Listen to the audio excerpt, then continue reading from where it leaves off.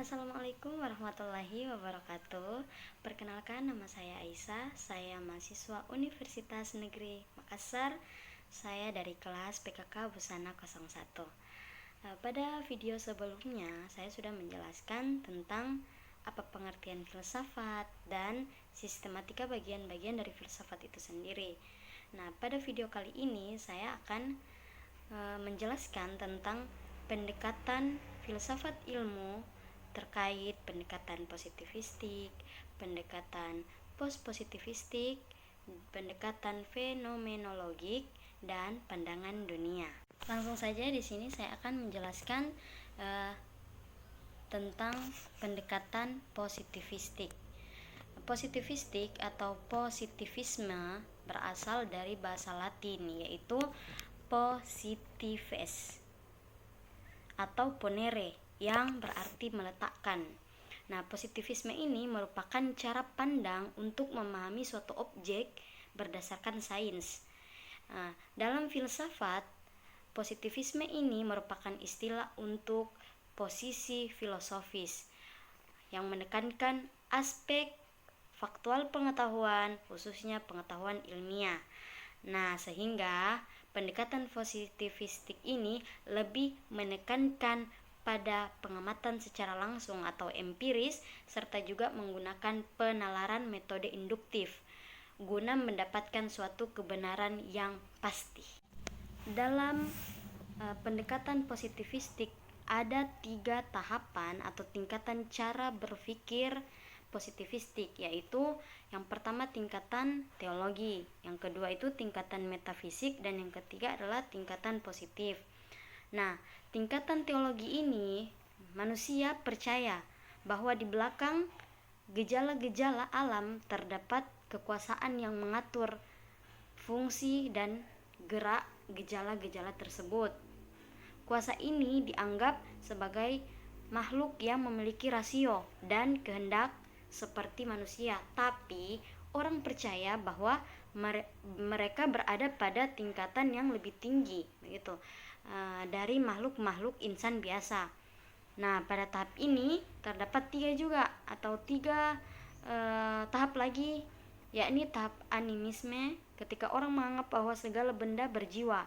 Nah, yang kedua ini tahap poloteisme, yaitu tahap yang menganggap adanya kekuatan adikodrati, sehingga tiap kawasan mempunyai dewa-dewa tersendiri. Nah, yang ketiga adalah tahap monoteisme.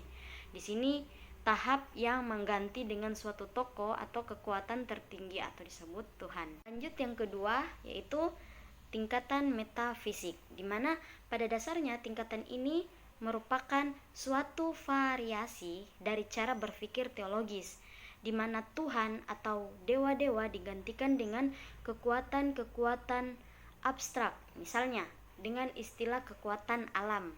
Nah, yang ketiga yaitu tingkatan positif, di mana pada tahapan ini manusia ini sudah menemukan pengetahuan yang cukup untuk menguasai alam. Hukum 3 zaman atau 3 tahap ini tidak hanya berlaku pada perkembangan rohani seluruh umat, tapi juga berlaku tiap orang sendiri-sendiri. Misalnya, para kanak-kanak contoh, merupakan tahap teologi, pemuda merupakan tahap metafisik, dan dewasa merupakan tahap positivis. Nah, selain itu, hukum ini juga berlaku di bidang ilmu pengetahuan itu sendiri, yakni segala ilmu pengetahuan semula dikuasai oleh teologi, dan setelah itu dikeruhkan oleh pemikiran metafisik, dan terakhir dicerahkan oleh hukum-hukum positif pada zaman positivisme yang cerah. Lanjut pada metode serta contoh dari positivistik. Nah, di sini terdapat 2, yaitu metode siklus empirik atau LHV untuk ilmu alam, dan yang kedua yaitu metode linier, yaitu untuk ilmu sosial dan humanistik.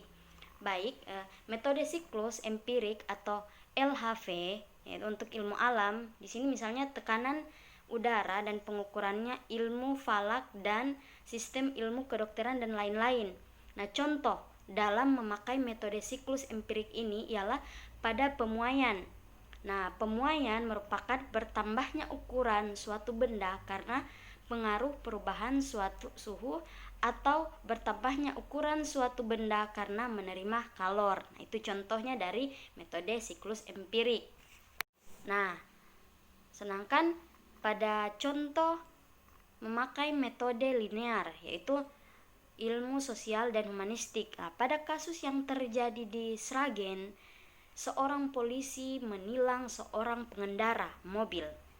Akibat si pengendara mobil ini menggunakan kertas karton sebagai mengganti plat nomor asli mobil yang hilang, walaupun maksud pengendara mobil baik, tetapi dalam pendekatan positivisme ini pemasangan plat mobil dari kertas karton tetap salah dan si pengendara mobil ditilang. Hal tersebut dikarenakan pengendara melanggar pasal 68 ayat 3 sampai 6 tentang Undang-Undang Lalu Lintas dan Angkatan Jalan. Lanjut pada pendekatan yang kedua, yaitu post-positivistik. Post-positivisme ini merupakan sebuah aliran yang datang setelah positivisme. Post-positivisme muncul pada tahun 1970 sampai 1980-an. Tokohnya adalah Karl R. Popper, Thomas Kuhn, para filsuf. Paham ini menentang positivisme dengan alasan tidak mungkin menyamarkan ilmu-ilmu tentang manusia dengan ilmu alam, karena manusia tidak bisa diprediksi dengan suatu penjelasan yang mutlak atau pasti, sebab manusia selalu berubah. Nah, secara ontologis, post-positivisme ini bersifat kritikal realisme, di mana kritikal realisme ini memandang bahwa realitas memang ada dalam kenyataan sesuai dengan hukum alam, tetapi suatu hal yang mustahil bila manusia dapat melihat realitas tersebut secara benar. Oleh karena itu, secara metodologis pendekatan eksperimental melalui observasi tidaklah cukup. Nah, tetapi harus menggunakan triangulasi, yaitu penggunaan bermacam-macam metode atau sumber data, peneliti, dan teori, menurut Denzin dan Guba 2001. Proses dari positivisme ke post-positivisme melalui kritikan dari 3 hal, yaitu yang pertama observasi sebagai unsur utama metode penelitian, yang kedua hubungan yang kaku antara teologi dan bukti, dan yang ketiga adalah tradisi keilmuan yang terus berkembang dan dinamis. Nah, yang kedua ada asumsi dasar post-positivisme, di mana fakta ini tidak bebas, melainkan bermuatan teori, maksudnya tidak bebas nilai. Dalam pendekatan post-positivisme di sini, sistem keyakinan dasar peneliti post-positivisme ini terdapat 3, yaitu yang ontologi, epistemologi, dan metodologi. Di mana ontologi di sini bersifat kritikal realisme. Ontologi dapat dikatakan mempertanyakan tentang hakikat suatu realitas, atau lebih konkret lagi, ontologi mempertanyakan hakikat suatu fenomena. Nah, yang kedua yaitu epistemologi, di mana mempertanyakan mengapa peneliti ingin mengetahui realitas. Nah, itu, atau lebih konkret lagi, epistemologi mempertanyakan mengapa suatu fenomena terjadi atau dapat terjadi. Nah, yang ketiga yaitu metodologi, di mana mempertanyakan bagaimana cara peneliti menemukan pengetahuan, atau lebih konkret lagi, metodologi mempertanyakan cara atau metode apa yang digunakan oleh peneliti untuk menemukan pengetahuan. Fungsi dari post-positivisme di sini yaitu terdapat yang pertama penjelasan, di mana teori-teori harus dapat menjelaskan bagaimana sesuatu itu terjadi. Nah, hal itu berarti bahwa dalam memindahkan dunia empirik ke dalam dunia pemikiran abstrak dari sebuah teori melalui observasi, berusaha menjelaskan mekanisme yang terjadi di balik suatu fenomena. Nah, dan yang kedua, prediksi, di mana berarti upaya teori dalam menyediakan penjelasan abstrak mengenai fenomena tertentu. Kemudian melalui penjelasan abstrak tadi, Teori dapat digunakan untuk memprediksi apa yang akan terjadi dalam situasi yang serupa. Dan yang ketiga adalah kontrol, di mana bila seseorang bisa menjelaskan dan memprediksikan fenomena, maka ia juga kadangkala dapat menggunakan informasi tersebut untuk mengontrol peristiwa yang akan terjadi nantinya. Lanjut pada pendekatan fenomenologik dan pandangan dunia, di mana fenomenologi ini adalah suatu studi tentang fenomena. Nah, kata ini berasal dari bahasa Yunani, yaitu painein, yang berarti menunjukkan. Dari kata ini timbul kata phenomenon, berarti yang muncul dalam kesadaran manusia. Dalam fenomenologi ditetapkan bahwa setiap gambaran pikir dalam pikiran sadar manusia menunjukkan pada suatu hal keadaan yang disebut intensional berdasarkan niat atau keinginan. Secara harfiah, fenomenologi ini atau fenomenalisme adalah aliran atau faham yang menganggap bahwa fenomenalisme adalah sumber pengetahuan atau kebenaran. Nah, fenomenalisme ini juga suatu metode pemikiran.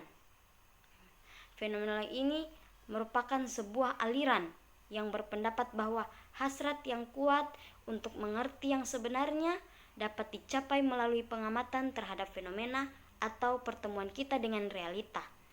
Karenanya, sesuatu yang terdapat dalam diri kita akan merangsang alat indrawi yang kemudian diterima oleh akal atau otak dalam bentuk pengalaman dan disusun secara sistematis dengan jalan penalaran. Penalaran inilah yang dapat membuat manusia mampu berpikir secara kritis. Di sini dalam filsafat fenomenologi ini terdapat kelebihan dan kekurangan. Nah, saya akan menyebutkan kelebihan dari filsafat fenomenologi. Yang pertama yaitu fenomenologi sebagai suatu metode keilmuan dapat mendeskripsikan fenomena dengan apa adanya, dengan tidak memanipulasi data, aneka macam teori dan pandangan. Yang kedua yaitu fenomenologi di sini mengungkapkan ilmu pengetahuan atau kebenaran dengan benar-benar objektif. Dan yang ketiga yaitu fenomena memandang objek kajian sebagai bulatan yang utuh, tidak terpisah dari objek lainnya. Nah, selanjutnya yaitu kekurangan dari filsafat fenomenologi. Di sini terdapat tujuan fenomenologi untuk mendapatkan pengetahuan yang murni objektif tanpa ada pengaruh berbagai pandangan sebelumnya, baik dari adat, agama, ataupun ilmu pengetahuan, merupakan suatu yang absurd. Dan yang kedua yaitu pengetahuan yang didapat tidak bebas nilai atau value free, tapi bermuatan nilai atau value bound. Lanjut pada pembahasan fenomenologi sebagai metode ilmu, di mana fenomenologi ini berkembang sebagai metode untuk mendekati fenomena-fenomena dalam kemurniannya. Nah, fenomena di sini dipahami sebagai segala sesuatu yang dengan suatu cara tertentu tampil dalam kesadaran kita, baik berupa sesuatu sebagai hasil rekaan maupun berupa sesuatu yang nyata, yang berupa gagasan maupun kenyataan. Yang penting ialah pengembangan suatu metode yang tidak memalsukan fenomena, melainkan dapat mendeskripsikan seperti penampilannya tanpa prasangka sama sekali. Lanjut pada kontribusi fenomenologi terhadap dunia ilmu pengetahuan. Nah, memperbincangkan fenomenologi tidak bisa ditinggalkan pembicaraan mengenai konsep Lebenswelt, di mana dunia kehidupan. Nah, konsep ini penting, artinya sebagai usaha memperluas konteks ilmu pengetahuan atau membuka jalur metodologi baru bagi ilmu-ilmu sosial serta untuk menyelamatkan subjek pengetahuan. Kontribusi dan tugas fenomenologi dalam hal ini adalah deskripsi atas sejarah Lebenswelt, dunia kehidupan, untuk menemukan endapan makna yang merekonstruksi kenyataan sehari-hari. Maka meskipun pemahaman terhadap makna dilihat dari sudut intensionalitas atau kesadaran individu, namun akurasi atau kebenarannya sangat ditentukan oleh aspek intersubjektif. Dalam arti sejauh mana endapan makna yang ditemukan itu benar-benar direkonstruksi dari dunia kehidupan sosial, di mana banyak subjek sama-sama terlibat menghayati. Demikianlah dunia kehidupan merupakan sumbangan dari fenomenologi yang menempatkan fenomena sosial sebagai sistem simbol yang harus dipahami dalam kerangka konteks sosiokultur yang membangunnya. Ini artinya unsur subjek dilihat sebagai bagian tak terpisahkan dari proses terciptanya suatu ilmu pengetahuan sekaligus mendapatkan dukungan dari metodologisnya. Itu saja dari saya. Mudah-mudahan dapat dipahami. Lebih dan kurangnya saya mohon maaf. Wallahu musta'an. Wassalamualaikum warahmatullahi wabarakatuh.